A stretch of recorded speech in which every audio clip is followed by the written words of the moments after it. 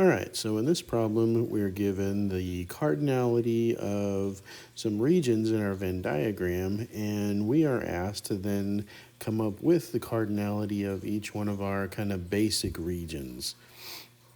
And so we can begin by giving each one of those regions, those basic regions, a variable name. So let's say that the first region is going to be X, second region is Y, Z for the third, and W for the region outside.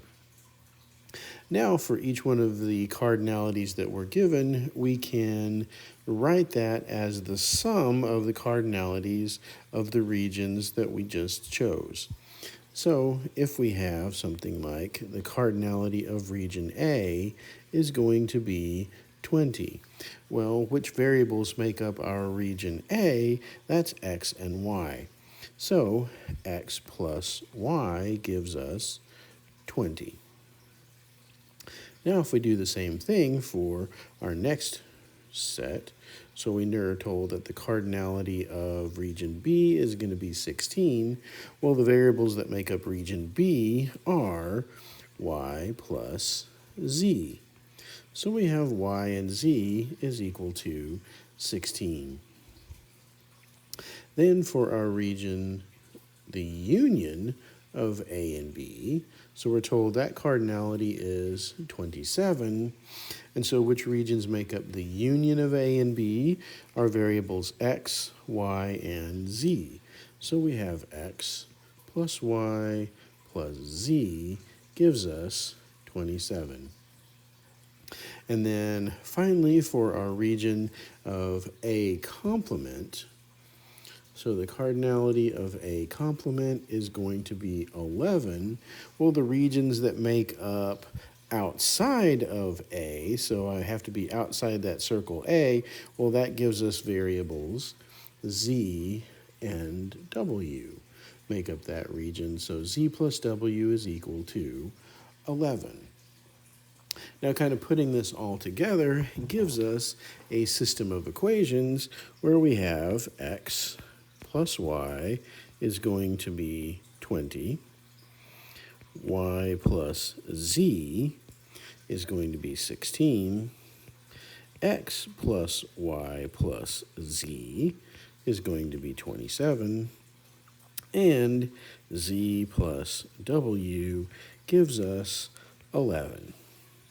And so now we come back to our methods of solving systems of equations from Math 20 to see if we can actually get the answers for X, Y, Z, and W now.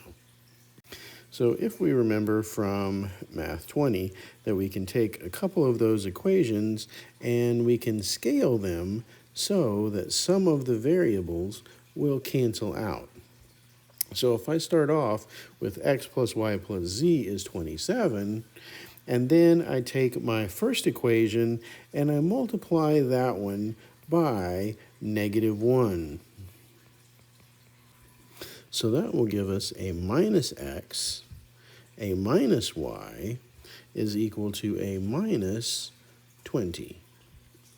Now when we go through and we add those two equations together, our x's cancel out, our y's cancel out, and we are left with just plain old z is equal to 20 minus 20, 27 minus 20 gives us 7.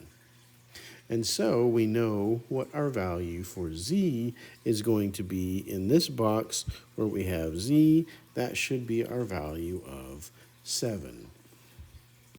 So now that we know that z is equal to 7, we can bring that up, and for our other equation, where we have z, we can replace that with just our value of 7. So y plus 7 is going to be 16, and for our other equation, we can have 7 plus w is equal to 11. And that will let us turn around and solve for y and w. So if we just subtract 7 on both sides, that what happens is we see y is equal to 9. And if we subtract 7 from our second equation, we get that W is going to be equal to 11 minus 7, or 4. And so we found values for two of the other variables. Y is going to be 9, and W is going to be 4. So now, knowing that y is going to be 9, we can come back up to our first equation, that x plus y is going to be 20. So that tells us that x plus 9 is going to be 20, or x is going to be equal to 20 minus 9, or x is going to be equal to 11. And so we have the value for our last box. Our last box has a value of 11.